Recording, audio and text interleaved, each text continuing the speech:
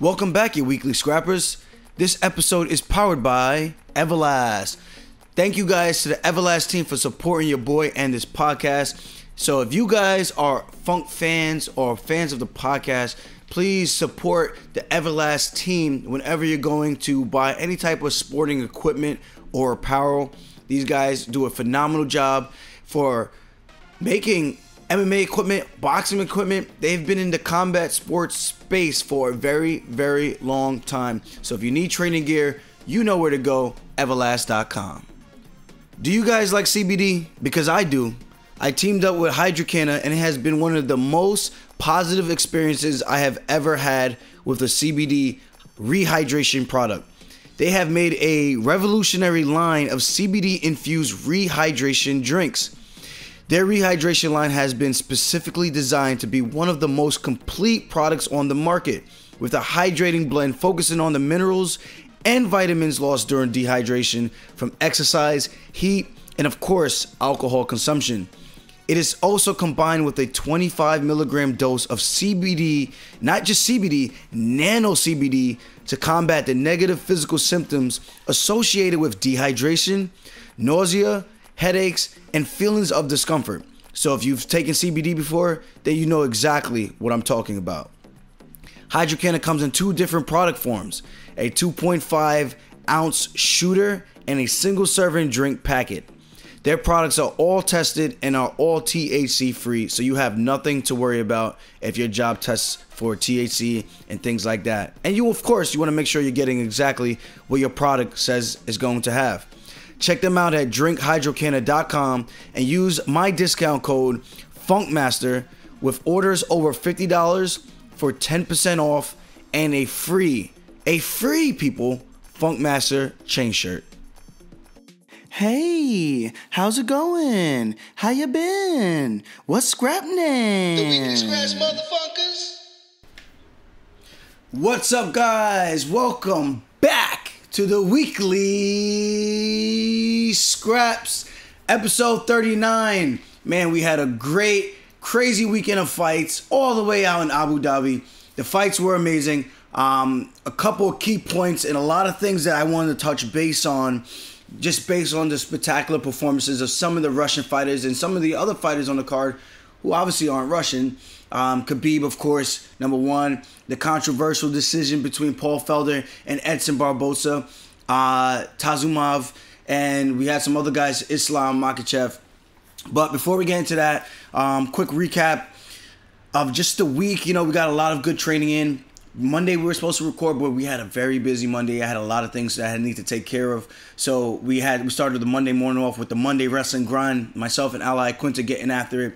UFC company came down to record for ESPN for I believe what's going to be the countdown for the Australia Melbourne card. Melbourne. So we got after it. Had a very good session. Got some really good work in, pushing the pace.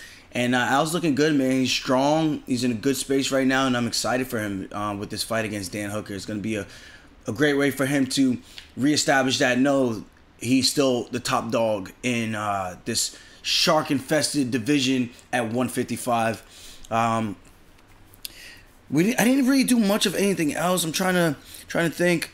The girl and I, we kind of just kicked back, had a good time, chilling, enjoying each other's company. We haven't done that in a while. She actually mentioned that, and it was cool, man, just to relax, sit back, and not really think about anything too much. I got to chill outside in my backyard for once, had the bug zapper going, and it was fun, man. We got to enjoy a little nightcap, which was really a daytime cap, and for the remainder of the night, we just watched movies and watched TV shows and chilled out. So it was actually cool. We actually watched the movie Ma, which ended up being really, it's not like a horror movie, but it ended up being like really awkward and trippy, in the not trippy like drug trippy, but trippy like, man, people are weird.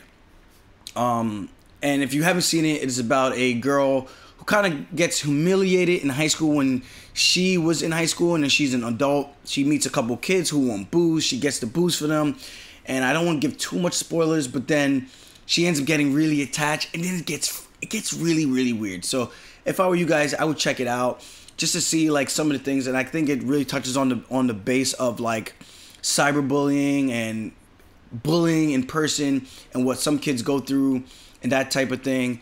And then, of course, after I watched that, I ended up watching the Dave Chappelle special, Sticks and Stones, I believe it was called. And he talks about a lot of these things, about people killing themselves, people shooting up schools. He does it in a comedic fashion, but he drives home some really good points in regards to, he had a very interesting perspective on like people shooting up schools and stuff. Like, just when he was younger, people never did shit like that, and now this society that we're in, it just seems like it's happening almost every other week. It's really sad, and hopefully something changes. Maybe, I don't know, maybe it's parenting. I have no idea what it is, but this society of this is like what people are doing. And I just remember my days of growing up, like, we break balls and you take it, and if you can't take it, you have to come back with your own jokes, you know.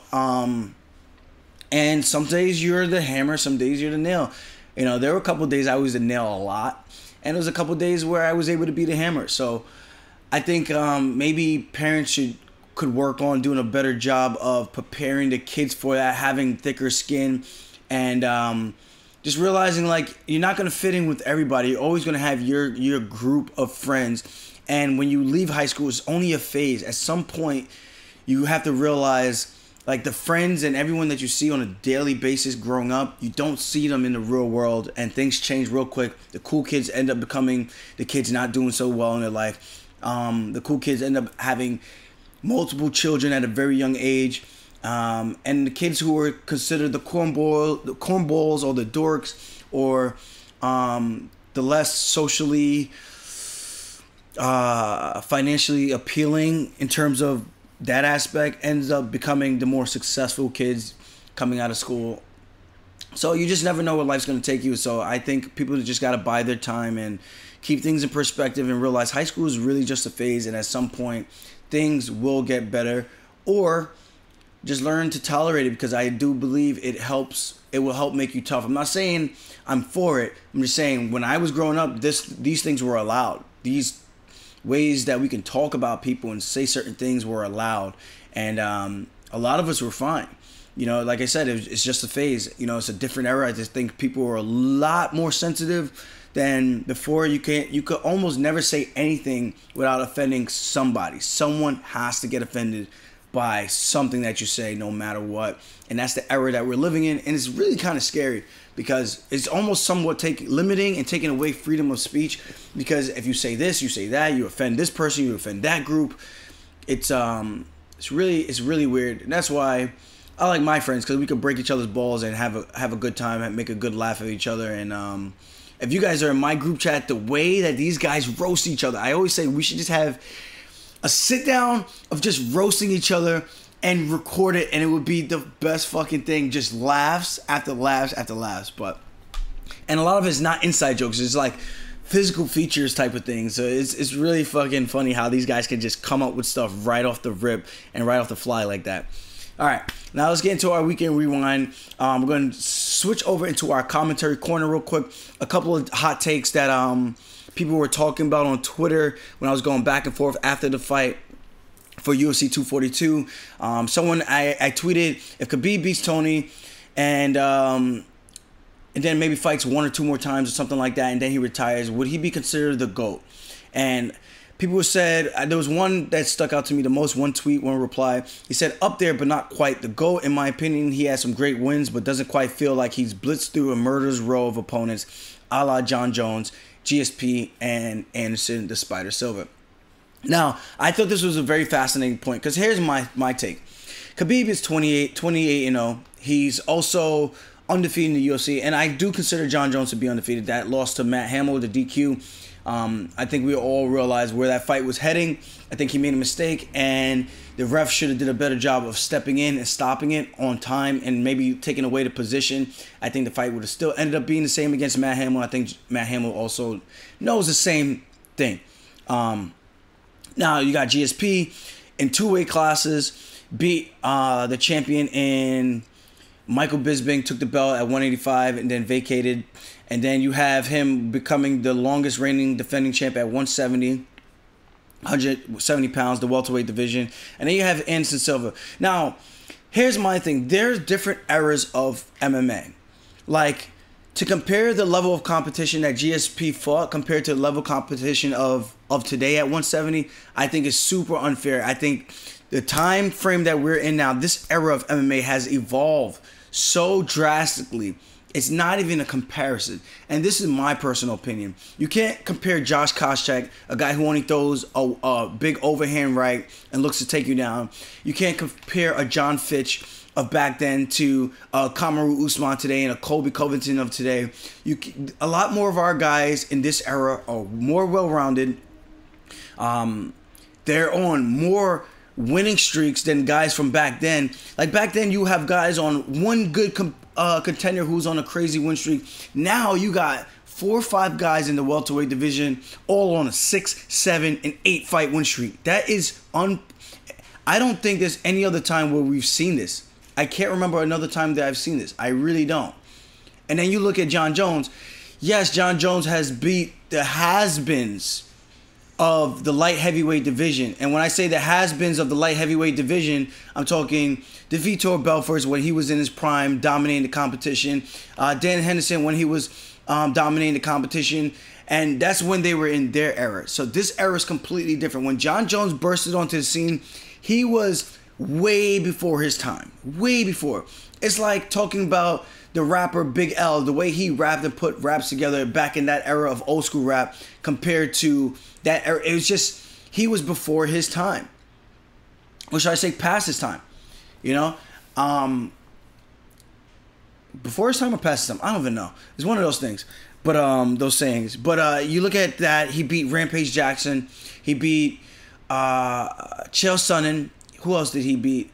Shogun Rua. Shogun Rua is still in the mix though. I would say Shogun Rua was probably his biggest feather in his cap in terms of talent. But you look at everyone else, and I understand the work of art. John Jones finishing Gustafsson in the rematch, beating Anthony Smith. I can say that. Thiago Santos, and I will say that those 2 fights alone, he has gone to decisions. I wonder why. People are saying like he's taking it easy. I don't think he's taking it easy. I think he's fighting smarter, fighting safer. And I think he also realizes that these guys are more dangerous, more well-rounded. They're younger, and they have more opportunities to get the upset and score a knockout because it's a different era of MMA. When you look back then, those guys are, I don't want to say one-trick ponies, but you know what you're getting when they step into the cage. Chael Sonnen is going to look to wrestle you. Vitor Belfort, very good off his back, very explosive in the beginning. You know he's going to come through blitzing with those big hooks or those 1-2 punches down the middle. Rampage Jackson just looking to counter and throw big check left hooks, what he calls the bungalows. And now this thing is different where you got Thiago Santos, super explosive, can knock you out with any hand, can knock you out with kicks. You have Gustafsson, super slick on the feet with his boxing, super fast, nice uppercuts, good teeps with the kicks. Not much well-rounded with the wrestling and whatnot, but it's a different era in terms of the skill set that people have in this day and age. Now you look at Khabib, he's 12-0 in the UFC, and I have 13 fights in the UFC. Khabib has only had 12 fights in the UFC. That is kind of crazy to me that has not been on a crazy run that he should have been on in terms of, I would think by this time, if he was super active, Khabib should have probably been around maybe 18 fights in the company or 20 fights in with the company by this point if he was to be able to stay super active, but he hasn't. He has had a lot of injuries. He's pulled out of fights. His opponents have pulled out of fights. He's been suspended. So a lot of these things, a lot of these takeaways, but for people to say that Khabib cannot be in that conversation of being a GOAT for what he's done with his era of MMA, he's dominated the best of the best. He's shut out a Conor McGregor. People say, oh, Conor might have won the 3rd round. Okay, Conor might have won. You can make an argument that he won the 3rd round. But was the damage that significant for you to be like, all right, he definitely won the round? No, not really. There hasn't been a guy who really, really showed any real chinks in the armor of Khabib besides that he's human in the fight with Iaquinta when he showed that you can land that money shot, you can defend his takedowns, and people can get out of his control and get back to their feet. And that's a very tough Iaquinta who went out there and pushed the limits against a guy who is considered the most scariest guy in the division, 1 day's notice, did no wrestling in preparation for his fight with Paul Felder in terms of doing wrestling takedowns, doing wrestling defenses against the cage, any of that preparation. Very little to none. And I'm going to say it's closer to none than people may want to believe. And that's because I'm the fly on the wall. I'm the guy who was on the inside and actually knows what's going on. And that fight was a 3-round fight. For the people who are out there saying Khabib took that fight and went easy on Al and saying, oh, Khabib also took it on 1 day's notice. Yes, but his game plan is still the same. He has different things to worry about than he did with his original opponent, but the game plan was still the same. For Al, that is a complete different dynamic shift from a Paul Felder big puncher, a guy who's going to stand there and bang with you the entire time, versus a guy who's looking to take you down and control you, stifle you, and look to smother you, maul you, and eventually get you out of there.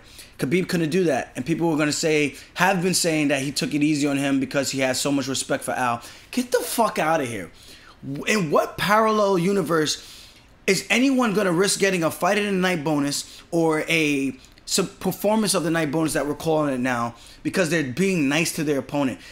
The only time I've ever said that someone didn't turn on the burners to finish their opponent has been Holloway versus Frankie Edgar. I felt in that fight he respected him so much that he turned it up at certain points, but he didn't really go after him the way he has gone after people in other fights. And I felt because he respected him and his kid was there. I felt like there was a lot of things playing in that one. And even though I am saying that I don't think Khabib respected him to the point where he's like, I don't want to get him out of there, I felt if he could have finished him, he would have finished him. He didn't have to maul him with punches, but he could have finished him on the ground if he really felt like he could have finished him on the ground. And that goes to show the toughness and the mental toughness of Iaquinta and just his durability of being able to stay in there and his fight IQ in terms of the grappling department, even being off of such a long layoff of not being able to prepare for such a thing. But that's my thoughts on Khabib. I do think Khabib is arguably one of the GOATs in all of MMA, in my personal opinion. No one has yet to crack the code, let alone even really win a round against the guy.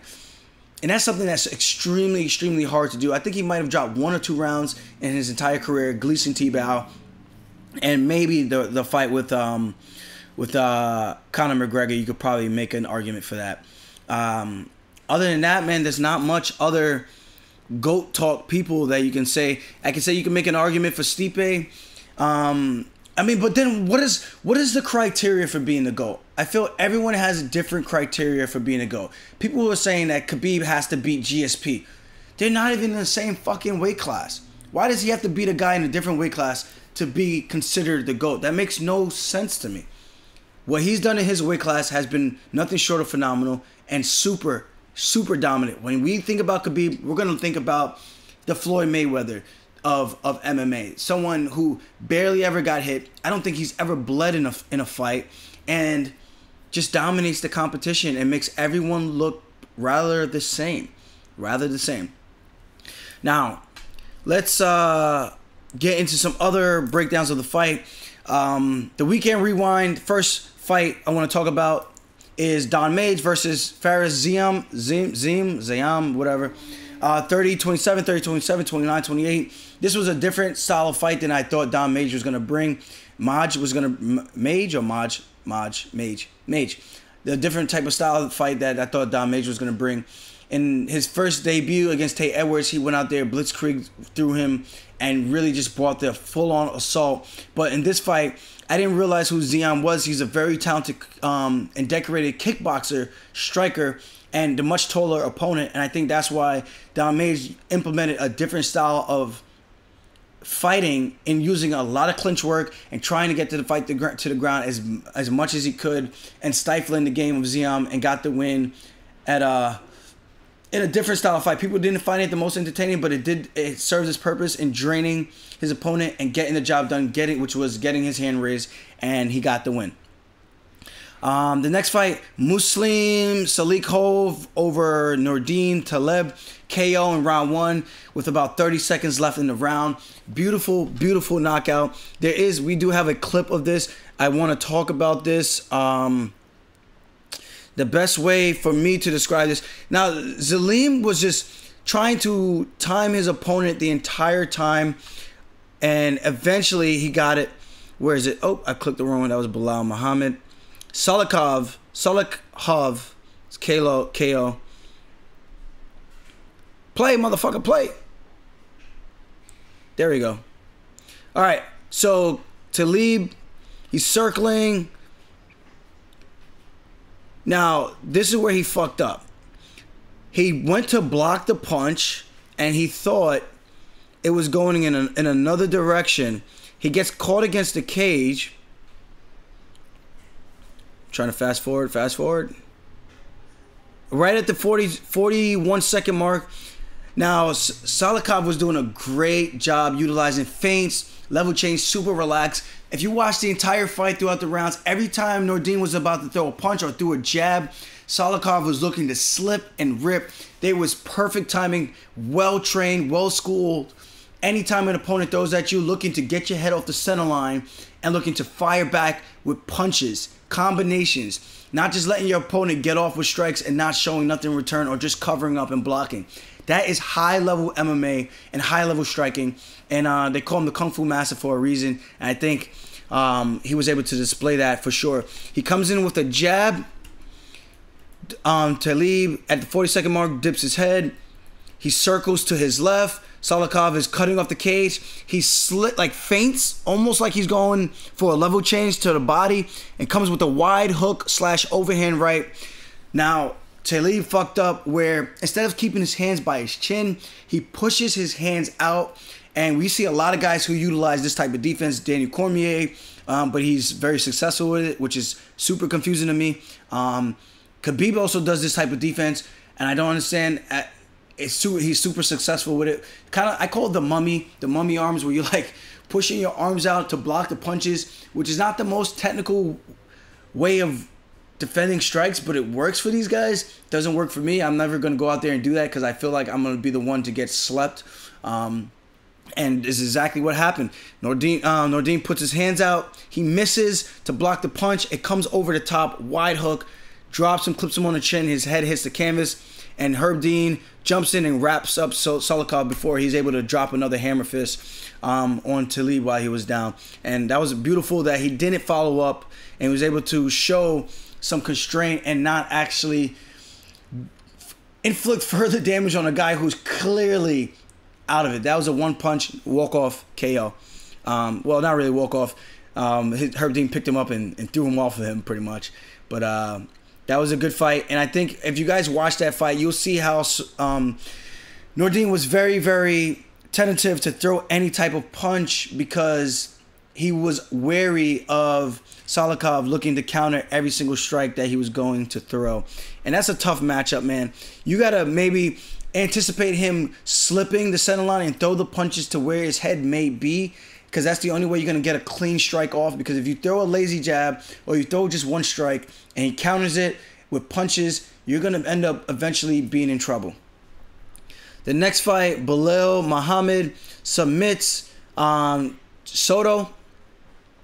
Takes him down with a beautiful shot where he trips the leg. So he shoots in. Dillashaw used this a lot against John Lineker. Shoots in his left leg, hooks the ankle, and he straightens his opponent's knee, and he drives through, catches the far ankle, eventually takes the back, throws the left hook in, throws the right hook in, achieves the back mount position, gets the hand on the shoulder. He gets his left hand on the shoulder. His opponent does a good job defending. He gets a 2-on-1. He switches to a palm-to-palm grip. As he switches to a palm-to-palm grip, he peels the hand, and right when he peels the hand at the 3-minute and 12-second mark, he's going to take his right hand and shoot it right underneath the neck and get that Matalion palm-to-palm grip and get the finish over Takashi. Beautiful finish by Belal. He displayed very good wrestling, and I believe this was the first submission of his career, although he is I think a purple belt in jiu-jitsu over at Duke Rufus's academy. Great fight. He looked great. I thought it was a very solid win. Sarah Moras, she does a very good job. Sarah Moras gets a TKO win over Liana Jojua, who is a Georgian fighter, made her debut against a tough veteran, Sarah Moras. Sarah Moras missed weight. The cheesecake, she had to forfeit about 20% of her purse, I believe it was, to Jojua. But Jojua looked very tentative. She looked like the much smaller opponent in there. And the experience, the UFC jitters, something just looked like it was off. And Sarah Moras just took full advantage, stayed in her face the entire time, dragged her to the mat, eventually got to the mount position, and that was pretty much all she wrote. Now, this fight was super interesting to me. The Zubari, I can't pronounce it. I'm just calling him Zuba. Zuba Tukhugov versus Lerone Murphy, split draw. This fight started off as a banger. In my opinion, I wasn't sure who was going to get the nod. I thought it was very, very close. I thought Lerone Murphy might have did a good enough job to steal the victory. Kind of like Darrion Caldwell versus Kyoji Horiguchi. Darrion Caldwell did a lot of takedowns and laid on Kyoji Horiguchi a ton of times, and in every single position that he could have done some damage, he just was content to kind of just lay in his guard and do absolutely nothing and get punched in the face. In my opinion, you can't win a fight with just takedowns. Takedowns on a mat, it's not a takedown in the street, it's takedowns on a mat. You're not hurting your opponent. The objective of the fight is to inflict damage on your opponent and use effective striking and effective grappling to help look for a finish. That's my criteria for winning a fight. Taking the opponent down and laying on him and doing nothing does not constitute a win in my book. Now, Tukhugov did a great job. He dropped Lerone Murphy early in the first round, clipped him, I believe it was a left hook, dropped him, followed up with punches. It looked like he was about to get him out of there, landed a barrage of strikes. Lerone Murphy, super tough, super durable, stayed in the fight. I don't know how. I think most lesser men would have found a way out of that fight, but he managed to stay in there the entire time in battle. And eventually, he was able to find a way to get back in the fight. And I think, with that being said, Lerone Murphy just kept the pressure on him the entire time. Every time he got taken down, Tukhugov would just hold the position and not do much. And one thing that was super impressive, he got a standing ovation from the crowd, almost as loud as Khabib.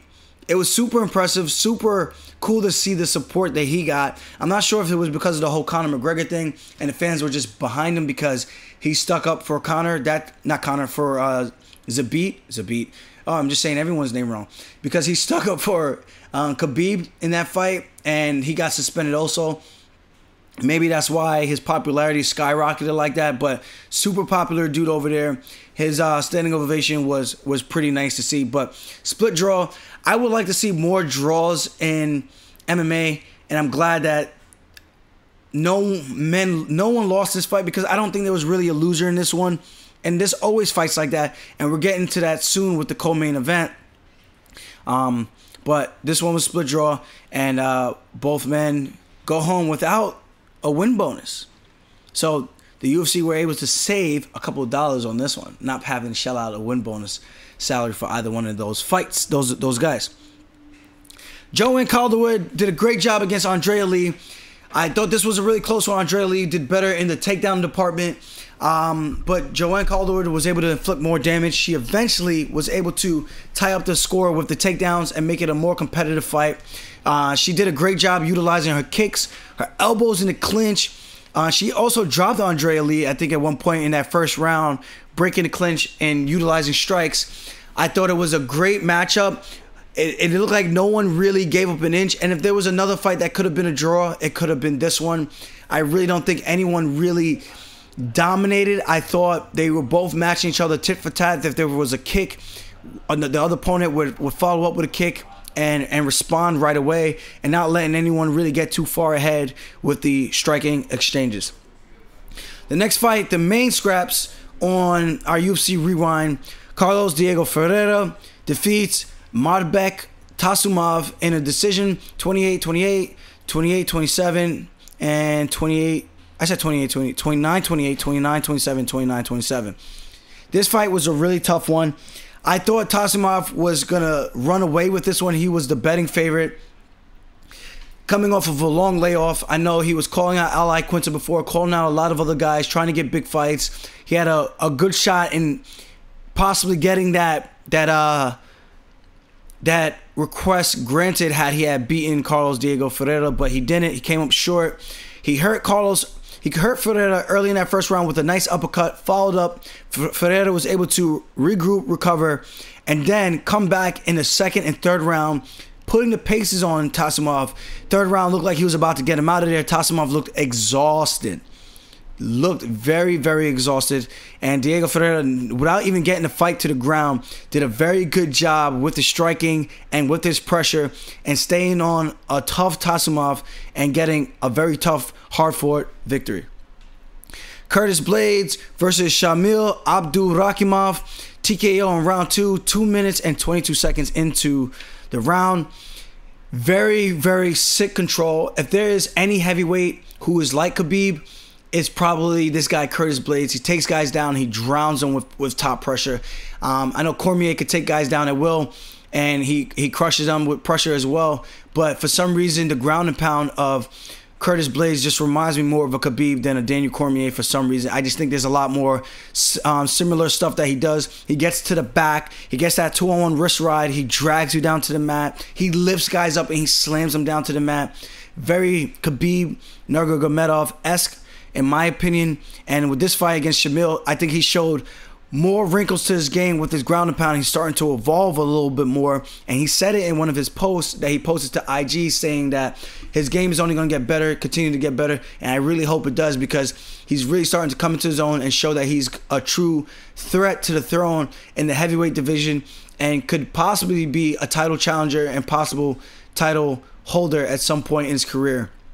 I think he matches up very well with Stipe. I think he's got power. I think the wrestling. I think he's got the size advantage on Stipe. If he can keep that pace like a la Cain Velasquez in his prime, I think he could pose a lot of trouble for Stipe Miocic. Stipe hits hard with the way better hands, and I think if that fight eventually happens, some point down the road, he has to make sure he tunes up his striking, his boxing to compete with a guy like Stipe Miocic. But if he gets his hands locked, I could see it being a very long night for the champ. But of course, he's probably about 1 or 2 fights away from having that title shot opportunity, because Francis Ngannou is still lurking in the shadows. Next fight, Islam Makhachev versus David Ramos. This fight, oh my goodness. I thought at some point David Ramos was going to lock him up in the clinch, blitz him, try to get a hold of this guy and drag him to the ground, pull guard, something. A fucking Imanari roll, something to get the fight to the ground. That did not happen. It kind of pissed me off to see that. Very disappointing, in my opinion. I would like to have seen more of this fight in the ground exchanges, and I know Dominic Cruz was saying this over and over and over and over and over again. Sometimes you get 2 guys who are high-level strikers or 2 guys who are high-level grapplers. They end up figuring it out in a different department because they want to test themselves in that department, or they're both good enough on the ground where they don't want to take the fight to that position, so they end up fighting in a grappling situation or a striking battle. And in this case, with Makhachev versus Ramos, it was a striking situation. Makhachev was clearly the better striker than Davi Ramos. Ramos was slowing down and starting to eat a lot of jabs and starting to eat a lot of other punches and combinations. And you could see the swelling around his face starting to form throughout the fight. And at some point, I'm like, all right, maybe now he's going to shoot. Okay, maybe this round he's going to shoot. And I don't think it was really till the 3rd round he started to really push the effort to try to get the fight to the ground. And by then, too little, too late. It's too sweaty. He couldn't really get anything going. Makhachev was more than happy at that point to take the fight to the ground, stay in his guard, land some strikes, and then get back to the feet and just play a safe game and once again show his dominance in the lightweight division. He is a true player and a true force at this division. And again, that top 15 at 155 is just murderer's row. Everyone in that division has an opportunity to fight for the belt at some point in their career. In this current top 15 position, if you remove a Khabib, that title is up for grabs with all these guys because they're all that close and similar in talent and skill, in my personal opinion. Any of those guys could be champ on any day if Khabib wasn't in there and being so dominant. Now, we have our Paul Felder split decision win over Edson Barboza. 27-30, 29-28, and then 30-27. You don't see this happening too often. You don't see this happening at all. Now, here are the stat sheets in round 1. They said Edson Barboza landed 24 of 54, which is about a 44% clip in round 1, to Paul Felder's 13 of 51 strikes, landed 25% of striking accuracy in round 1. Round 2, 21 of 34 strikes, which equates to 61% for Edson Barboza, with Paul Felder's 20 of 46 strikes landed, which equates to a 43% accuracy. Now, you have round 3, 15 of 26 strikes, Edson Barboza, tight as fuck, 57%, and then you have 23 of 57 strikes landed by Paul Felder. Now, here's my takeaway of this fight. Super close fight. Round 1 has to go for Edson Barboza. If you watch the fight, he ate so many calf kicks. He was landing his strikes and getting out of there, making Paul Felder miss, landing switch kicks to the body, then pivoting off the center line. Paul Felder landed a couple checks to the body, checking the kicks, did a couple of things like that, pushing forward. He walked forward the entire fight. They suffered a headbutt early in the fight as well, but he was touching and getting out of there. He was the matador. He was controlling the fight and moving. That's what you have to do against a guy like Paul Felder, because he swings bombs. He puts so much power into his strikes, and he walks you down, and he's just a bad, mean motherfucker, in my opinion. So when you have Barboza utilizing a ton of finesse, striking with more accuracy and getting out of there and pivoting off the center line, more boxing angles, cutting the position, I thought he did a better job of being more efficient with his striking and controlling the fight. People said Paul Felder walked forward the entire time. How was Barboza controlling the fight? Simple. He's the one getting back to the center. If you're chasing me and then you're throwing strikes and you're missing, now you're looking at the cage and looking at me circling back to the center, I think I'm the one who is controlling the fight, because you are fighting at my waltz, my pace, my tempo. I'm making you chase me around the cage, and I'm hitting you, and you can't get the combinations off to hit me. That's what I consider controlling the cage. Round 2, about 3 minutes and 52 seconds in, Edson Barboza gets a takedown. People were saying that Felder landed more strikes on the ground. Barboza was landing a couple of strikes on the ground with the ground and pound, and he did eat a couple of elbows on the ground. And then you had the beautiful armbar attempt that was deep, but there was never no real threat of finishing the armbar. Paul Felder wasn't attacking the arm where we can go, okay, Felder's attacking the hand. He's slowly but surely straightening the arm of Edson Barboza. No, he was just in on a deep armbar with his arm trapped elbow deep to his elbow, but there was no real attempt of trying to finish the armbar. Barboza did the right thing. He got out of there. Although it wasn't the most technical escape, he realized that Felder was not attacking his arm, and he was able to just stand up and yank his arm out of that position. Had Felder been attacking the forearm, attacking the wrist, for Barboza to stand up like that puts him in a lot more trouble to get his arm snapped and taken home with Paul Felder. But again, I don't know what the extent of Paul Felder's jiu-jitsu really is, but he did a good job attacking it. He got there. He had Barboza giving him something to think about, and he got the fight back to the feet.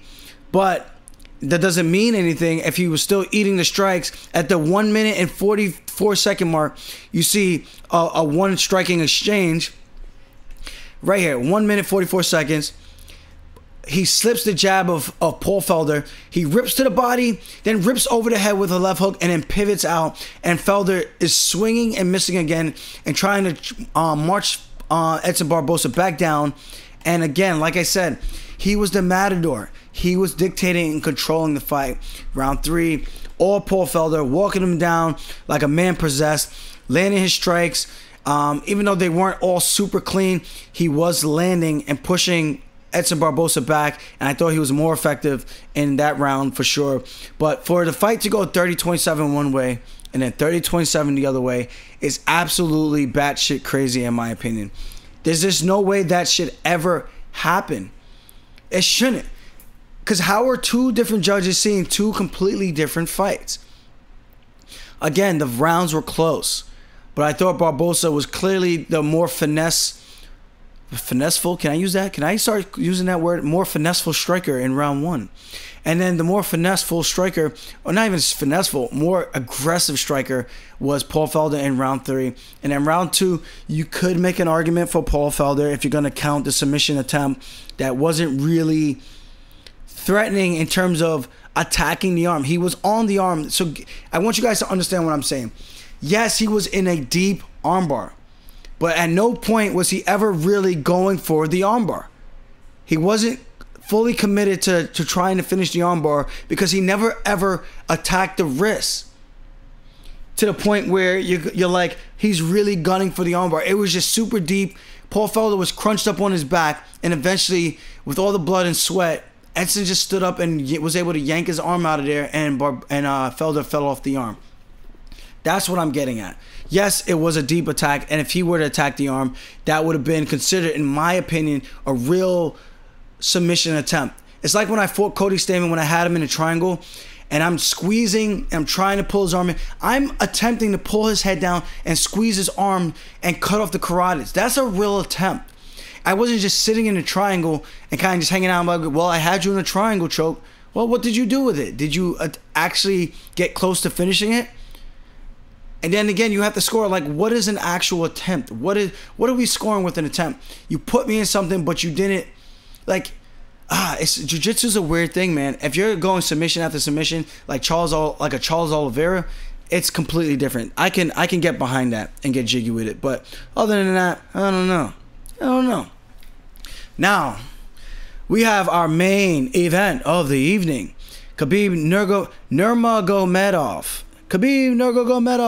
defeats Dustin Poirier. Rear naked choke, submission, 2 minutes and 6 seconds into round number 3. Now, there was at one point where everyone thought that the upset was going to happen with the guillotine submission attempt of Dustin Poirier, but the veteran that Khabib is gets out of it and does not tap and gets back on top, proceeds to do what he do, makes him do what he do, baby, and takes Dustin back down, gets on top, and eventually gets his hooks in and proceeds to maul him in Khabib smish him, and get the rear naked choke. Now, Dustin did a couple of good things.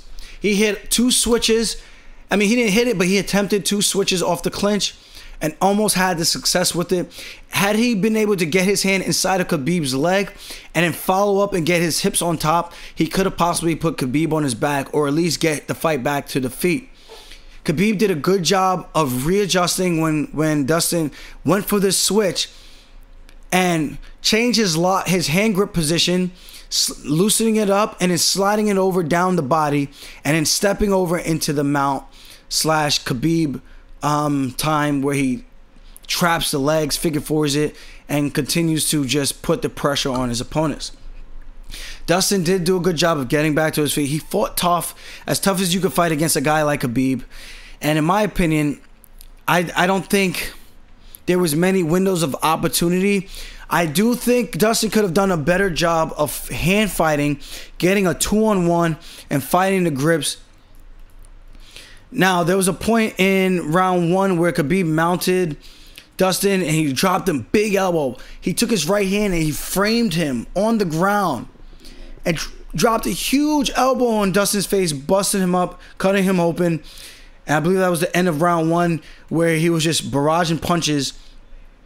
And that was the way he ended the round. Now, round 2, it looks like Dustin hurts Khabib with the overhand right, where it looks like Khabib's head gets clipped just a little bit. in my opinion, he did get clipped. Now, Khabib is doing what I call the mummy arms. Just pushing his hands out, trying to block these punches of Dustin Poirier in not the most technical fashion, but eventually when he gathers his wits. Now, people are going to say Khabib wasn't really hurt. I do think Khabib was hurt to a certain degree. I don't think he was rocked where he was like, oh my God, there's a real threat of me being finished here. But I do think he got clipped, and it surprised him that had him backing up, like just wanted to readjust his positioning and get himself back together. But then at the 3-minute and 47-second mark, he gets back on the legs with the double leg, shoots a deep double. This is where Dustin goes for the guillotine, but it's a half-ass guillotine. It's not really threatening. He doesn't really get the position that he wanted with the arm around the neck, and Khabib pops his head up rather easily. Khabib figure fours his leg again at the 2-minute and 44-second mark, and he pretty much finishes the round once again on top. And Dustin gets back to his feet, and this is where you know it's a problem.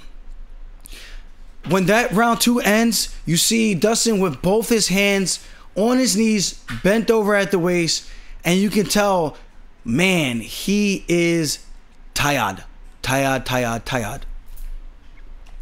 Round 3, Dustin jumps at the 4-minute and 25-second mark for the guillotine, and he has his hand, his forearm is deep under the neck of Khabib. Khabib is trying to do a good job. Well, he's doing a good job of fighting the hands as best as he could. Now, 4 minutes and 20 seconds, 4 seconds go by, 5 seconds go by, he's in this deep guillotine. Dustin has the left leg over the back of Khabib. Khabib goes to his side at the 3-minute and 57-second mark, and then once he loosens it up at the 3 minutes 55-second mark, Dustin goes back and jumps back into the guillotine, and he has it on deep again. And then Khabib pops his head out at the 3-minute and 52-second mark of round 3. And this is pretty much the beginning of the end. Now, let's go back a clip. Like right when Khabib is on his side at the 3-minute 58-second mark, 56-second mark, Dustin should have tried to follow up and get on top, or maybe even switch to an anaconda choke to give himself a better chance to get back on top. Khabib sits to his right hip, his right butt cheek, and he's prying his hand in a double leg and fighting with his left hand to free his neck up, and eventually he pops his head out with the sweat. Now, another thing that I felt Dustin could have did, and I think I'm gonna do a little bit of a breakdown on this, an actual jiu-jitsu video, maybe with my good friend Stephen Lee, who's now back in Long Island. He moved into the Funk penthouse, and he's looking at me now with this weird grin. I don't know what to think about it, but he's dancing and he's dancing and he's still dancing. He's done dancing. I might do a breakdown with him and show how Dustin could have probably used his left leg on the inside of Khabib's hip to use what we call a butterfly sweep and to get on top to maybe transition into a mount position. Could have offered him some better offense to possibly really finish that choke. But Khabib is just that damn good. And my thoughts on Khabib, I thought he did a great job on the cage. Dustin did a good job fighting with the hands, one time controlling the wrist. I think with an opponent like Khabib, you have to make the strikes count against the clinch. You know you're going to be against the cage. You got to figure out ways to try to hurt him to the body and really slow him down. And on the ground, you got to be able to not take a lot of damage and make Khabib work while yourself is not working as much. And again, this is easier said than done. Way easier said than done. Khabib is probably the greatest lightweight of all time in my personal opinion. And I think as someone corrected me on YouTube, the rice is in the pudding. I said the proof is in the pudding. He said the rice is in the pudding. Thank you for that correction. I gotta reply to your comment soon too. But that is all for our recap. In my opinion, Khabib does a great job. I just said this all for the recap, and then I start talking about the technique again. Khabib just does a great job of driving his shoulder pressure into his opponent's abdomen, draining your energy. He's never really squeezing with his hands. And he does another good thing against the cage. He steps behind when he gets that high single in the crotch, and he does like a slight lift, and he takes his close leg, his near leg, which is his right, and he sweeps out your far leg. He did this to Al also when they fought. He did this to Conor also when they fought. And if he's not lifting you and hooking the leg, he's lifting and kicking out your far peg leg and sweeping the leg out that way. Technique is super beautiful, and you guys have to people have to do a better job of either stuffing the head or controlling his far wrist so that he cannot lock his hands. Because once Khabib gets his hands locked, let's face it, he's shown time and time again that it's going to be a very, very long night for all his opponents. Okay, so now we got our upcoming events.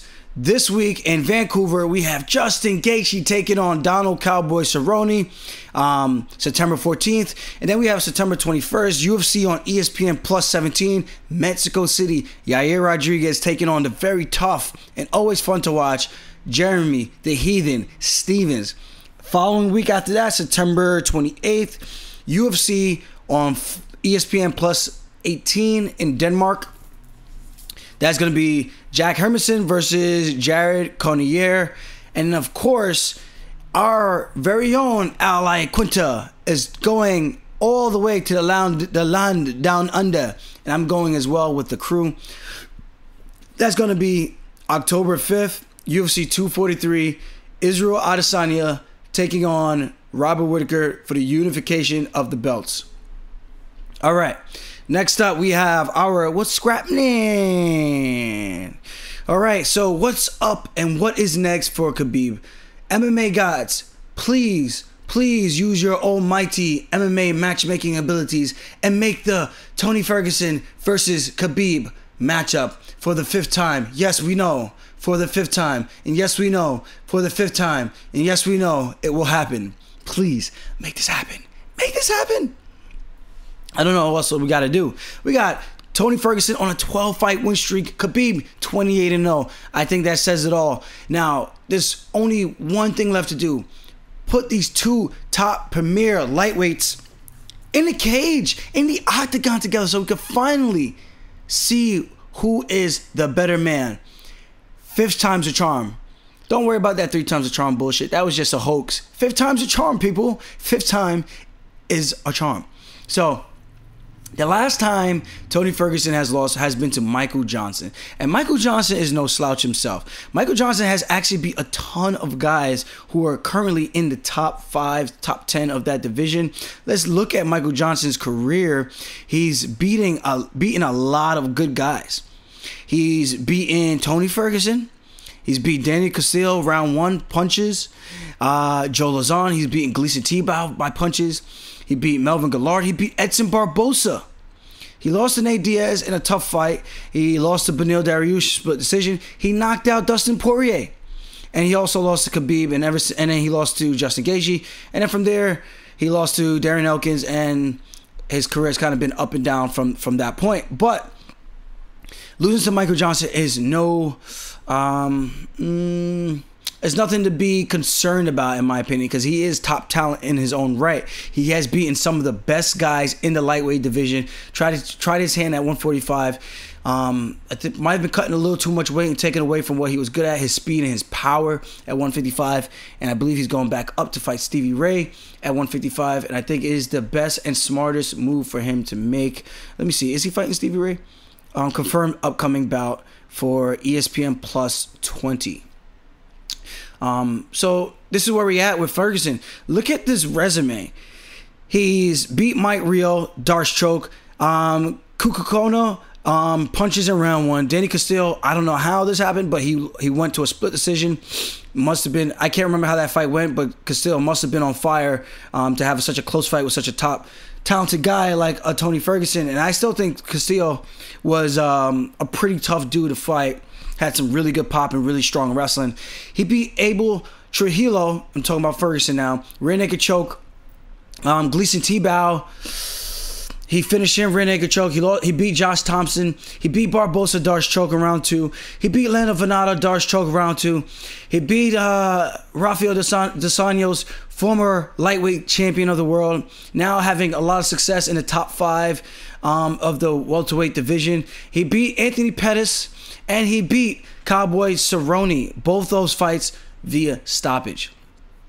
That says a ton. We need to have this fight, so hopefully we can finally make this scrap happen. I believe Tony Ferguson has been talking about getting paid because he's been putting in the work, and rightfully so. Pay the man his goddamn monies. Pay the man his monies, because I do think this is the time for this to happen. I think Ferguson is what, 35 now?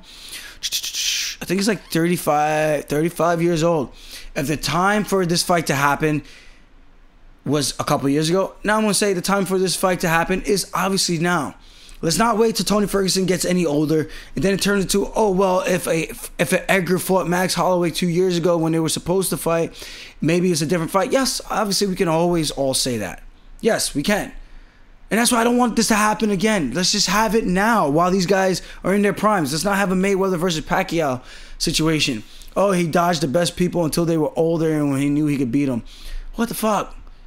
This is the UFC, guys. This is where the best guys fight the best guys. So Dana, I know you're not listening, but you better listen, because I'm going to tag you in this shit. And if you guys are listening, tag Dana in this shit too. Let's make this fight happen.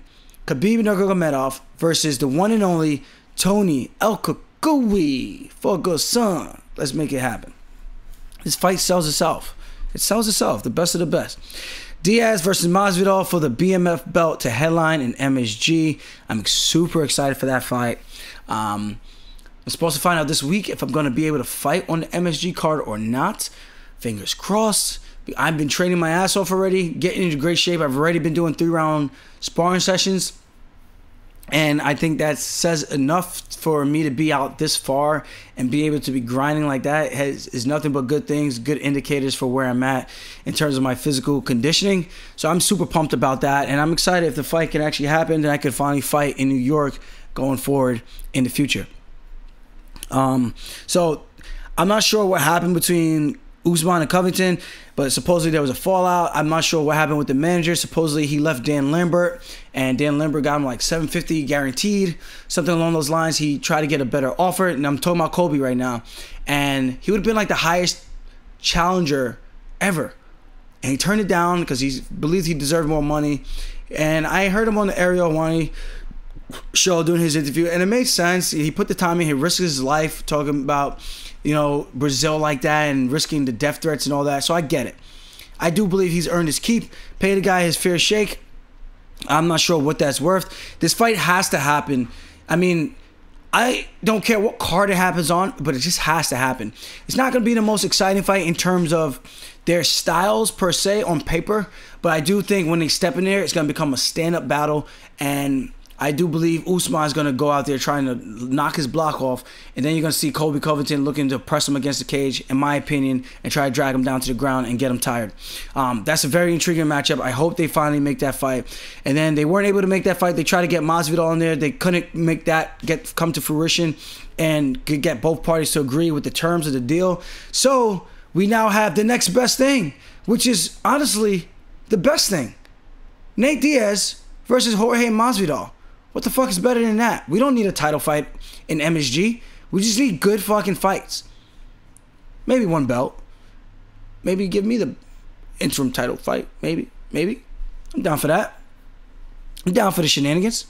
But all right, let's get into our... Oh, no, we did that one already. Let's get into our main scraps. So this card, a couple of notable fights that I'm looking forward to. Now bantamweight. Louis Schmoka taking on Ryan McDonald. Featherweight, Chaz Skelly taking on Jordan Griffin. Tough fight. Brad Katona, bantamweight, taking on Hunter Azur. Andrew Sanchez versus Marvin Vittori. There's a lot of good fights on this. Bantamweight, Cole Smith taking on Miles Johns. And... who else we got? Now, let's get into our main scraps. First up on the card, Misha Serkinov, -110 favorite. Oh, this is a pick'em fight. -110. and 14-5 record, taking on the 10-0 Jimmy Crute minus 110. This is a pick'em fight. Misha Cirkunov is coming off a KO 36 seconds into round 1, and before that, he lost to Johnny Walker, and before that, he beat Pat Cummings, and he finished on arm triangle choke in round 1. Jimmy Crute 10-0 inside his professional career. 2-0 in the UFC Octagon, and won his one fight against Chris Birchler in round 1 on the Dana White Contender Series. He beat Sam Alvey in his last fight via punches in round 1, and Paul Craig, he submitted him via Kimura in round 3 with 9 seconds left on the clock. He's only 23 years old. He's from Melbourne, Australia. And he's 6'2 with a 74-inch reach. And his opponent, Cirkunov, is 6'3 with a 77-inch reach. He's got the advantage in the reach department. He's a lot older, almost 10 years. He is 32 years old, Latvian native fighter fighting out of Toronto, Ontario, via Extreme Couture in Toronto. He's 5-3 in the UFC since his debut in August 2015.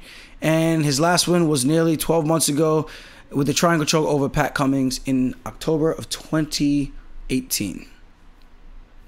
Next up,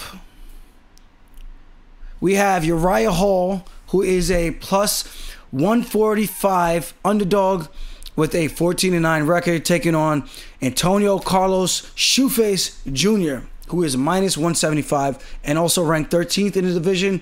Uriah Hall ranked 12th.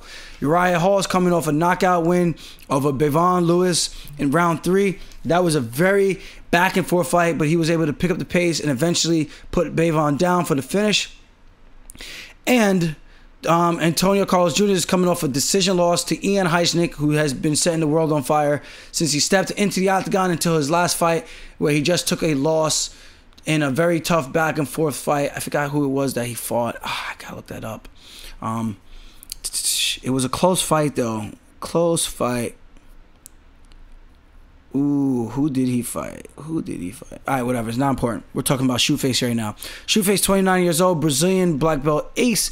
He had a 5-fight win streak ended by Heisnick. He's 6'2 with a 80-inch reach, and he's 7-3 in the octagon since his debut in May 2014. Primetime Uriah Hall is 35 years old. Jamaican, yo, shout out to my brother and them. Buck a shot. He is 7-7 in the octagon. The first loss being a tough finale to Kelvin Gastelum back in March of 2013. He's 6 feet tall with a reach of 79.5 inches. So Shoeface is going to have a slight reach advantage, and he's also going to have the height advantage going into this one. Uriah Hall, super dynamic, super tough. Had a really good fight with Paul Acosta until one of them clipped him on the nose. I believe it was an uppercut, and that was the one that put him down for the remainder of that fight. But he had some high moments in that one. He also knocked out Gegard Mousasi with that spinning back kick. He's the guy Dana White was pegging to be the next big thing for a while now, and due to him knocking out everybody on the show until the finale where he ran into Kelvin Gastelum. The stars are still bright for this guy, in my opinion. He's still 35. It's not relatively young, but right outside of his fighting prime, I would say, but he's still dangerous, super explosive. The only thing I don't like that he does sometimes when he goes backwards and when people are throwing punches, he does the mummy arms.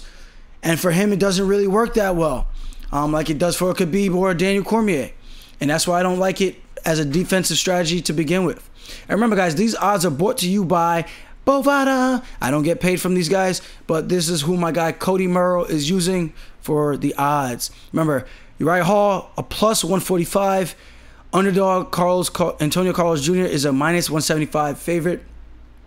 This might be a good one to bet on.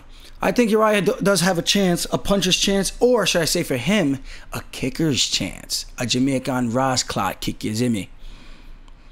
Next scrap, we have Michael Pereira. Oh, he doesn't have an opponent right now? What? Oh, to be determined. Fuck, that sucks. Well, Michael Pereira is a very tough dude. He is the Demolidor. 25 years old Brazilian wild man fighting out of Scorpion Fighting System in Rio. Entered this bout after having his UFC debut by a flashy flying. Oh, this is that ninja assassin dude. This guy is sick. He did that crazy ass kick and was doing mad wild boy shit. Yo, he's a beast. He's 6'1" with 73-inch reach. His footwork is well worth the price of admission. And yo, he is a fucking animal. I'm super excited. I wonder who the hell is gonna step up to fight this guy on short notice. He beat Danny Roberts by flying knee and punches in round 1 in less than 2 minutes. Next up, the return of Todd Duffy. This is a pick'em fight. He's a -105. His record is 9-3, coming off of a loss to Frank Mir via punches in round 1. And then you have Jeff Hughes, 10-2 record, who is a -125, coming off of a loss to Maurice Green by split decision. Let's start with Hughes. He is 31 years old, out of Canton, Ohio, fighting out a strong style fight team with heavyweight Stipe Miocic. He lost his debut and he got on the show based on him winning on Dana White Contender Series, which earned him a deal. He's 6'2" with a 78-inch reach. Todd Duffy, 6'2" with a 79-inch reach, 1-inch reach advantage. He's 33 years old. He's been out of the game for a very, very long time. In 2015, when he lost to Frank Mir, he had a withdrawal in March for the fight against Mark Godbeer. This fight ends a 4-year layoff, and he is 3-2 in the UFC since a 2009 debut, then a brief 2-fight stint outside of the octagon in 2010 to 2012. Fucking Todd Duffy's a freak of nature. Let's see if he can get himself together and get the win over a very tough Jeff Hughes, who trains with the current champion and arguably one of the greatest heavyweights of all time, if not the greatest heavyweight of all time, in Stipe Miocic. Someone is texting me. Next up, we have Glover Teixeira, ranked number 9th in the division, taking on Nikita Krylov, who is 13th in the division. This is another pick'em fight. Nikita Krylov is a -110 with a record of 26-6. Glover Teixeira is a -120 with a record of 29-7. Almost very, very similar and identical records. Now, Glover Teixeira is 39 years old, Brazilian veteran. He's on a 2-fight win streak, and in both those fights, he had some adversity, and he managed to battle through, get his opponents to the ground, and submit them both. Iwan Kutalaba took him down, rear naked choke in round 2, and Carl Robertson in round 1 took him down after eating some bombs and dragged him down to the ground and got the finish in with the arm triangle choke. Before that, he lost to Corey Anderson via decision, got grinded out, and he is 6'2" with a 70-inch reach.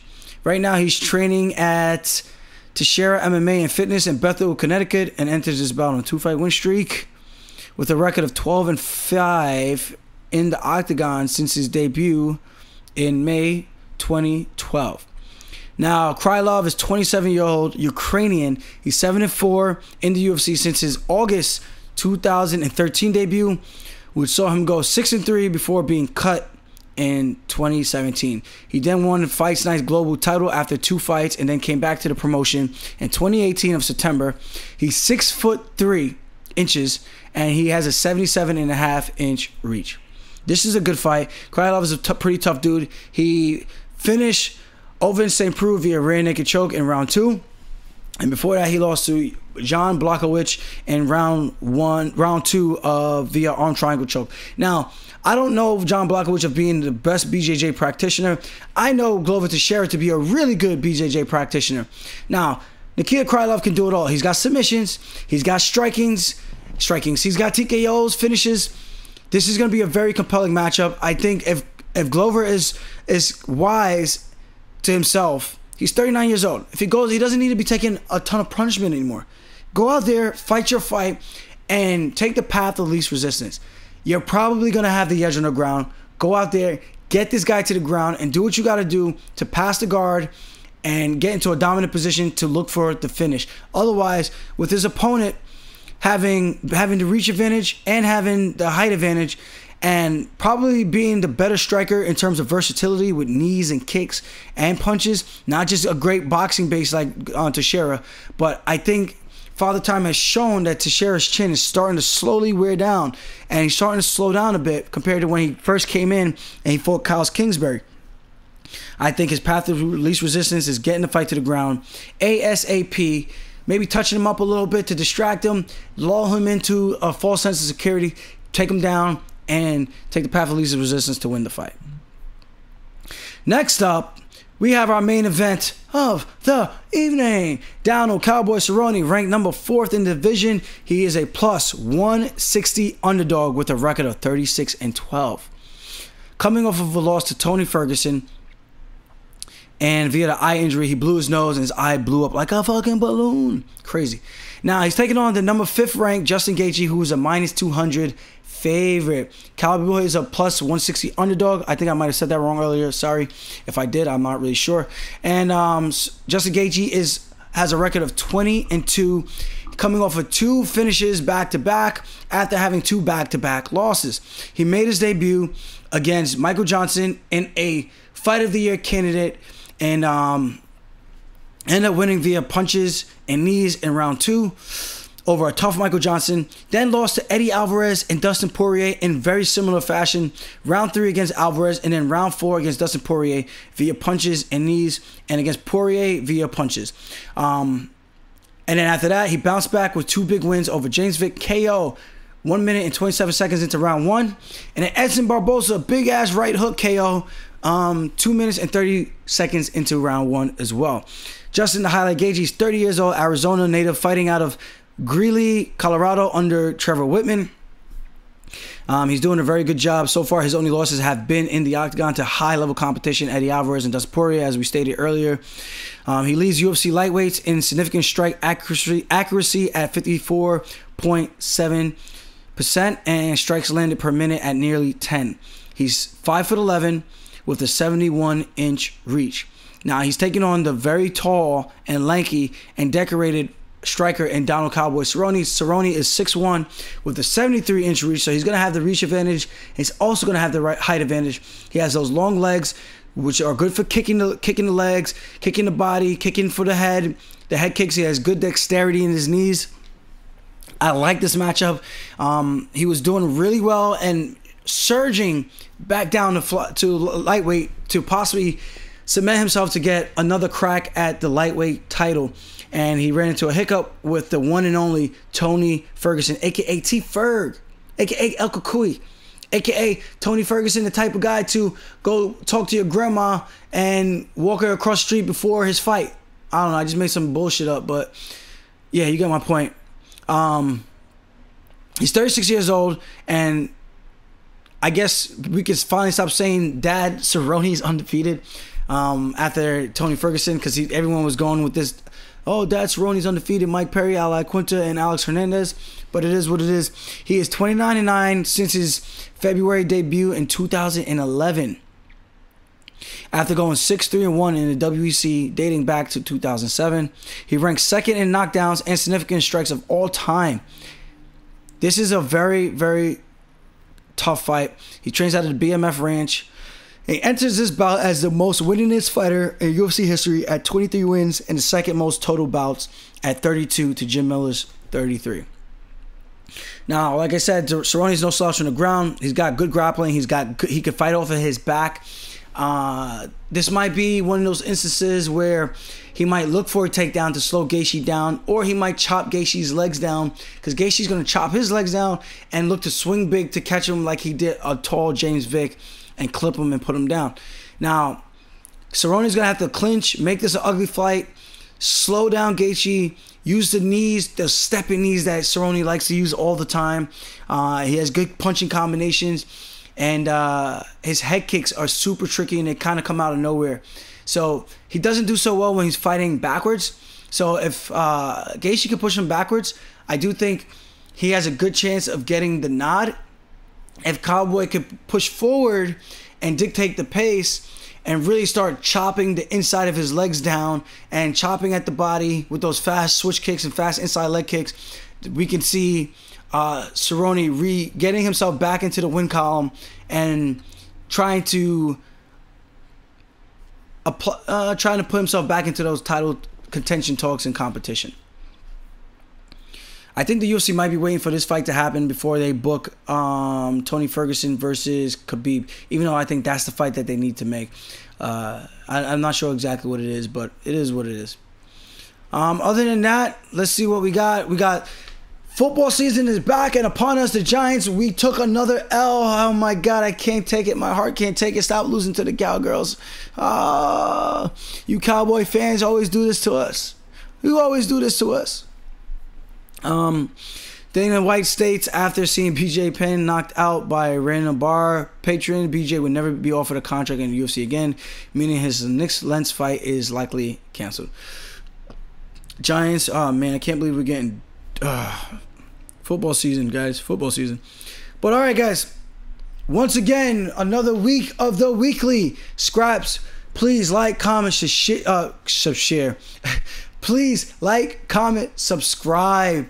If you can on iTunes, you can drop us a rating. This will make this easier for people to find. I don't like feel like I'm begging for it. I'm not begging you guys, but I'm saying if you have the time of day, it would be pretty nice and much appreciated, because then we go up in the rankings, and of course it makes it easier for other people to find. I get a lot of comments like Twitter interviews, and people reach out to me on Instagram. Oh, I didn't know you had a podcast. I just subscribed. It's pretty dope. But yeah. So thank you guys, and I appreciate the time. Thank you guys for tuning in, and we'll see you guys next week for the recap of UFC Vancouver. Thanks for tuning in, and see you guys next time. Peace.